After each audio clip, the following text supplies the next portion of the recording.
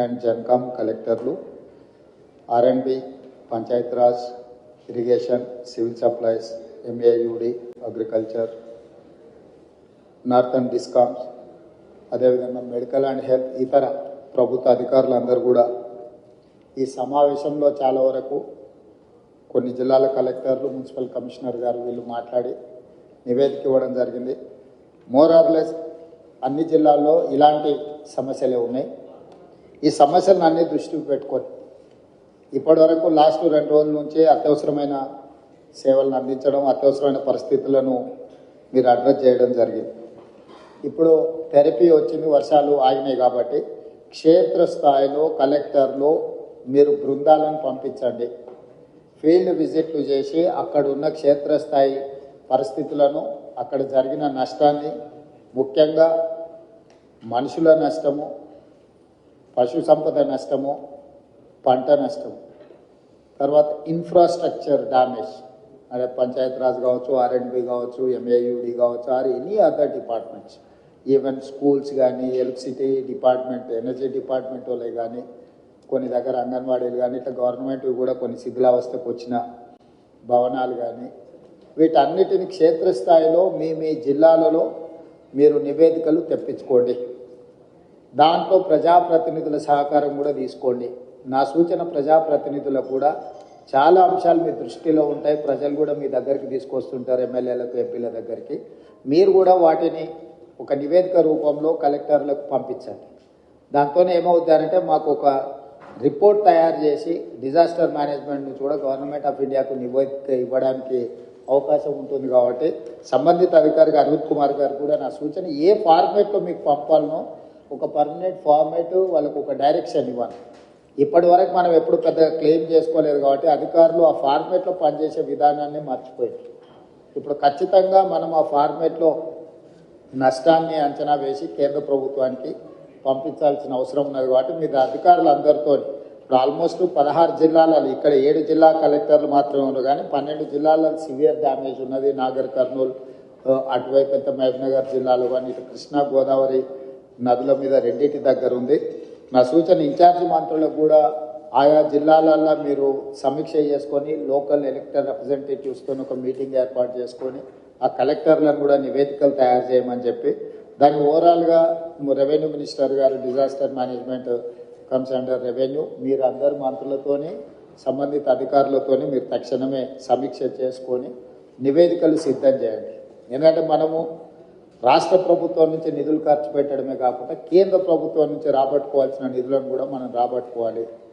మనం ఆ విషయంలో గతంలో కొంత నిర్లక్ష్యము, కొంత వెనుకబాటుతనం ఉన్నది.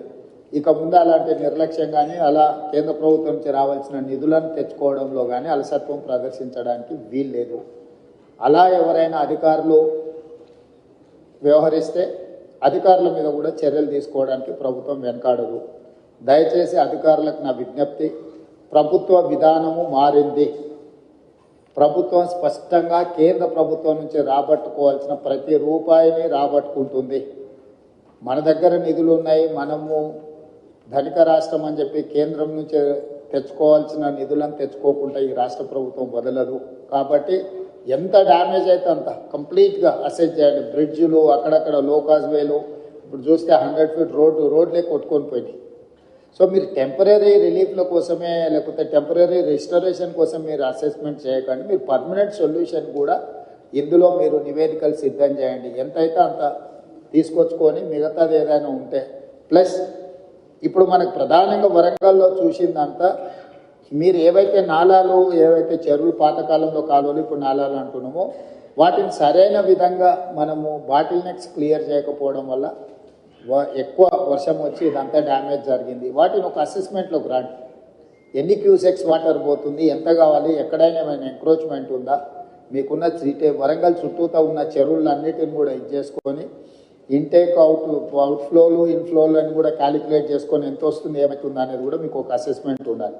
అసెస్మెంట్ ఉండాలంటే ఇరిగేషన్ డిపార్ట్మెంట్ని కూడా మీరు ఖచ్చితంగా వాళ్ళని మీ పరిగణలోకి తీసుకోవాలి. వితౌట్ ఇరిగేషన్ డిపార్ట్మెంట్ మీరు లోకల్ డిపార్ట్మెంట్స్ రోడ్లు రిస్టోర్ చేసి మున్సిపల్ వాళ్ళు మీ ఏరియాలు చేసినా మళ్ళీ వర్షం వచ్చినప్పుడు, వరద వచ్చినప్పుడు సేమ్ సమస్య అవుతాయి. సీఎం కొట్టుకొని పోవడానికి అవకాశం ఉంది. కాబట్టి దయచేసి అట్లాంటి వాటికి అవకాశం ఇవ్వకండి. ఖచ్చితంగా అధికారులు కోఆర్డినేషన్ ఉండాల్సిందే. కలెక్టర్లు మొదట అధికారుల ఈ శాఖల మధ్యలో ఆర్ఎండ్బి, పంచాయతీరాజ్, ఇరిగేషన్, సివిల్ సప్లైస్ అయితే ఈ ఎంఏయుడి వీటి మధ్యలో కంప్లీట్గా మీకు ఒక కోఆర్డినేషన్ పెట్టుకొని పర్మనెంట్గా కలెక్టర్స్ రివ్యూలు చేయాలి. ఒక శాఖకు ఇంకొక శాఖకు మధ్యలో సమన్వయం లేకపోవడం వల్ల కూడా మనకు సమస్యలు ఎక్కువ అవుతున్నాయి. ఒక శాఖ పనులు చేసిపోయిన తర్వాత ఇంకొక శాఖ చేయడం వల్ల కూడా నష్టం జరుగుతుంది. ఎవరు ముందు చేయాలి, ఎవరు తర్వాత చేయాలి అనే దాన్ని కూడా మీకు ప్రణాళిక ఉండాలి. అదేవిధంగా ముఖ్యంగా ఈ చెరువుల నుంచి ఇన్ఫ్లోలు అవుట్ఫ్లోలు క్యాలిక్యులేట్ చేసుకోవాలి. అదేవిధంగా సిటీలో ఎక్కడైతే ఎంక్రోచ్మెంట్స్ ఉన్నాయో, ఎక్కడైతే నాలాలు ఉన్నాయో చెరువులకు వెళ్ళడానికి, వాటిని ఎక్కడైతే బాటిల్ నెక్స్ కబ్జాలకు లోనైనో ఖచ్చితంగా కబ్జాలను తొలగించాల్సిందే. ఎంత వారున్నా ఎవరున్నా ఆ విషయంలో కఠినంగా వ్యవహరించాల్సిందే. కబ్జాలు పెట్టేటోళ్ళు 10 మంది ఉంటే ఈ 10 మంది వల్ల 10,000 ఇళ్ళు కాలనీలలో నీట మునుగుతున్నాయి. వాళ్ళు జీవితకాలం కష్టపడి సంపాదించిందంతా టీవీలు, ఫ్రిడ్జులు, మంచాలు, పిల్లల చదువులు, పిల్లల సర్టిఫికెట్లు, వాళ్ళ సంపద మొత్తం నీళ్ళలో మునుగుతుంది. మనం ఏమి ఇచ్చినా కూడా వాళ్ళకి అంత సహాయం చేయలేము. కాబట్టి దయచేసి ఈ విషయంలో అధికారులు స్పష్టతతో కూడుకున్న నిర్ణయాలు తీసుకొని ముందుకు వెళ్లాల్సిందే. ఇప్పుడు వరదలు తగ్గినాయి కాబట్టి ఇమ్మీడియట్గా పారిశుద్ధ్య కార్యక్రమాలు పనులను ముందు ఇమ్మీడియట్గా టేకప్ చేయండి. మొత్తం ఎక్కడెక్కడైతే చెత్త పేరుకుపోయిందో చెత్త క్లీన్ చేయడంతో పాటు శానిటేషన్ పనులను కూడా మీరు తక్షణమే అడ్రస్ చేయాలి. మెడికల్ అండ్ హెల్త్ వాళ్ళు కానీ మిగతా డిపార్ట్మెంట్లు అందరూ కూడా కోఆర్డినేషన్తో మీరు అందరు కలిసి ముందుకు వెళ్లాల్సిందే. వీటన్నిటి రిలేట్ ఏదైతే నివేదికలు ఉన్నాయో డిజాస్టర్ మేనేజ్మెంట్కి ఎప్పటికప్పుడు మీరు నివేదికలు పంపించండి. అదేవిధంగా గతంలోనే ప్రభుత్వం జీవోలు ఇచ్చింది. మనుషులు చచ్చిపోతే ఎవరు చచ్చిపోయినా 5 లక్షల రూపాయల నష్టపరిహారం ఇవ్వడానికి ప్రభుత్వం నిర్ణయం తీసుకున్నది. ఎక్కడెక్కడైతే హ్యూమన్ లాస్ ఉందో వాటి అన్నిటిని కూడా రికార్డ్ చేసి పోలీస్ అధికారులకు కూడా కమిషనర్స్ అండ్ పోలీస్ డిపార్ట్మెంట్ కూడా నేను ఇన్స్ట్రక్షన్స్ ఇస్తున్నా. అట్లా పోయిన వాళ్ళందరినీ ఇమ్మీడియట్గా ఎఫ్ఐఆర్ చేయండి. కొన్నిసార్లు ఆలస్యంగా వస్తారు. వాళ్ళు ఒకసారి ఫీల్డ్ వెరిఫికేషన్ చేసి ఎఫ్ఐఆర్లు కడితే రేపు ఇందులో వాళ్ళకి నష్టపరిహారం ఇవ్వాలంటే కూడా ఇవన్నీ అవసరం. మీరు ప్రొసీజరల్ ల్యాప్సెస్ కూడా లేకుండా పోలీస్ అధికారులు కూడా వాళ్ళు ఎవరెవరు ఈ వరదలలో చనిపోయినరో తక్షణమే వాళ్ళ వివరాలన్నీ సేకరించి వెంబడే ఎఫ్ఐఆర్ కట్టి దానికి సంబంధించిన నివేదికలు ఇవ్వండి. అదేవిధంగా పశు సంపద ముఖ్యంగా మేకలు కానీ పశువులు కానీ, మేకలు ఇవి చచ్చిపోతే 5,000, ఆవులు బర్రెలు ఈ పెద్దవి ఏవైనా చచ్చిపోతే మనం 50,000 రూపాయలు ఇస్తున్నాం అంతేనారు. సో 50,000 రూపాయలు ఇస్తున్నాం. వాటిని కూడా వెంబడే అంచనా వేసి ఏ ఒక్కరికి కూడా ఇబ్బంది జరగకుండా చూడండి. పంట నష్టం జరిగిన ప్రాంతాలలో చాలా వరకు పత్తి, వరి, చేతికొచ్చిన పంట నష్టము ఇవన్నీ కూడా జరిగినాయి కాబట్టి ఎకరాకు 10,000 రూపాయలు మనం రైతులకు పంట నష్టపరిహారం కూడా ఇవ్వాలనుకుంటున్నాం. తక్షణమే ఆ నీట మునిగిన పొలాలను ఇసుక మేటలు పేరుకున్న దగ్గర మనకు ఎన్ఆర్ఈజిఎస్లో స్పెషల్ ప్యాకేజెస్ ఉన్నాయి. ఆ ఇసుక మొత్తం తొలగించడానికి ఎకరాకు 10,000 కాదు ఎకరాకు 1,00,000 కూడా మనము ఎన్ఆర్ఈజిఎస్లో తీసుకోవచ్చు. కాబట్టి ఎన్ఆర్ఈజిఎస్కు సంబంధించిన పంచాయతీరాజ్ వాళ్ళు కూడా మీరు తక్షణమే దాని మీద దృష్టి పెట్టి అంచనాలు వేసి ఆ ఇసుక మేటలు పేరుకున్న రైతులను ఆదుకోవడానికి కూడా దానికి కావాల్సిన అంచనాలు చేయండి. అదేవిధంగా ఇంట్లో మునిగిన వాళ్ళు, ఇంట్లో పోయిన వాళ్ళకు ప్రతి ఇంటికి మీరు అంచనా వేసి 15,000 రూపాయలు నష్టపరిహారం వాళ్ళకి ఇవ్వండి. అంటే ఇళ్ళకి నీళ్ళు వచ్చి వస్తువులు తడిచిపోయిన వాళ్ళకు వాళ్ళకి ఏమి ఇచ్చినా మనం సహాయం చేయలేం, కానీ కనీసం అట్లా పోయిన వాళ్ళకు ప్రతి ఇంటికి ఒక 15,000 రూపాయలు ఇవ్వడానికి అవసరమైన సహాయక చర్యలు చేపట్టండి. తర్వాత అత్యంత పేదలుండి గుడిసెలు ఉండి లేకపోతే ఏదైనా కొట్టుకుపోయిన వాళ్ళు ఉంటే ఇందిరమ్మ ఇండ్లు ఇచ్చే అర్హత ఉంటే ఒక స్పెషల్ దీని కింద అయినా మనం కాన్స్టిట్యున్సీ వైజ్ ఇచ్చే కోటా కాకుండా అవసరం అనుకుంటే ఏమైనా అదనపు కోటా అయినా కూడా ప్రభుత్వం ఇస్తుంది. అట్లా ఇండ్లు కోల్పోయి నిరాశ్రయులు అయిన వాళ్ళని కూడా లిస్ట్ అవుట్ చేయండి. వాళ్ళకు కూడా మనం కొంతమేరకు ఇల్లు ఇవ్వగలిగితే ఇవ్వచ్చు. అదేవిధంగా ఇంతకుముందు వెళ్ళిన కాలనీలలో వాళ్ళు ఇళ్ల పట్టాలు, ఇళ్లకు సంబంధించిన అంశాలు కూడా చెప్పించారు. కలెక్టర్ గారు, లోకల్ మున్సిపల్ కమిషనర్ గారు ఫీల్డ్ విజిట్ చేసి ప్రభుత్వ భూమిలో ఆల్రెడీ పట్టాలు ఇచ్చుంటే వాళ్ళకి ఇల్లు ఎట్లు ఇవ్వాలి, పట్టాలే ఇవ్వకుండా ప్రభుత్వ భూమిలో వాళ్ళు ఇల్లు కట్టుకొని ఉంటే వాళ్ళకి పట్టాలు ఎట్లు ఇవ్వాలి. కొన్ని దగ్గరలో సికం ల్యాండ్లలో ఎంప్రోచ్ అయ్యారు. చెరువులలో సికం ల్యాండ్లలో మనము పట్టాలు ఇవ్వడానికి కుదరదు. కాబట్టి ప్రత్యామ్నాయం ఏం చేయాలనో కూడా మీరు దాన్ని దృష్టిలో పెట్టుకొని చేసుకోవాలి. పర్టికులర్గా వరంగల్లో municipal and irrigation department coordination missing. ఇమ్మీడియట్గా ఇన్ఛార్జ్ మినిస్టర్ గారు, సంబంధిత అధికారులు, మున్సిపల్ అండ్ ఇరిగేషన్ మినిస్టర్ ఈ మున్సిపల్ అండ్ ఇరిగేషన్ అధికారులు కూర్చొని కాంప్రహెన్సివ్గా హన్మకొండ అండ్ వరంగల్ ఈ మొత్తానికి మీరు కాంప్రహెన్సివ్ ప్లాన్ చేసుకోవాలి. Warangal outer ring road inside ఏదైతుందో కోర్ అర్బన్ వరంగల్ ఏదైతుందో కోర్ అర్బన్ వరంగల్కి మీరు అండర్ గ్రౌండ్ డ్రైనేజ్ విషయంలో కానీ రోడ్ల విషయంలో కానీ మిగతా డెవలప్మెంటల్ ఇష్యూస్లో కంప్లీట్గా కాంప్రహెన్సివ్ ప్రణాళిక చేసుకోవాల్సింది. దీంట్లో భాగంగానే స్మార్ట్ సిటీలో మీకు కొన్ని నిధులు వచ్చినాయి. మీరు కొంత దూరం స్మార్ట్ సిటీలతో నిధులతో కట్టేసి అక్కడ వదిలేసేది. మీరు అట్లా వదలడం వల్ల ఇంకా పెద్ద సమస్యగా మారుతున్నారు. సో స్టేట్ గవర్నమెంట్ నుంచి అనే ఏం కావాలనో శ్రీదేవి గారు మీరు ఆ స్మార్ట్ సిటీలో చేయంగా మిగిలిన పనులు ఏం చేయాలనో కూడా దానికి ఒక నివేదిక తయారు చేయండి. మనం అవసరమైతే ప్రత్యేకంగా బడ్జెట్ ఇచ్చి వరంగల్ మీద ప్రత్యేకంగా ఫోకస్ పెడదాం. పనులు మాత్రం వదిలేయడానికి వీలు లేదు. స్మార్ట్ సిటీలో తెచ్చుకోగలిగిన తెచ్చుకోండి. బ్యాలెన్స్ వర్క్స్ ఏవైతున్నాయో ఖచ్చితంగా స్టేట్ గవర్నమెంట్ నుంచి మీరు ప్రపోజల్ ఇవ్వండి. Government is here to sanction all those ఏవైతే సమస్యలు ఉన్నాయో వాటికి సంబంధించి. అదేవిధంగా ఇప్పటివరకు ఆ స్మార్ట్ సిటీలో మీరు ఫండ్స్ క్లెయిమ్ చేసిందా చేయలేదు, ఎందుకంటే లాస్ట్ టైం ఎక్స్టెన్షన్ తీసుకొచ్చినాం 1 year వరంగల్ స్మార్ట్ సిటీ. ఇప్పుడు దానికి సంబంధించి కూడా మీరు ఏమేమి చేయాలనుకుంటున్నారో వాటన్నిటిని కూడా మీరు ఖచ్చితంగా ఎంబడే టేకప్ చేయాలి.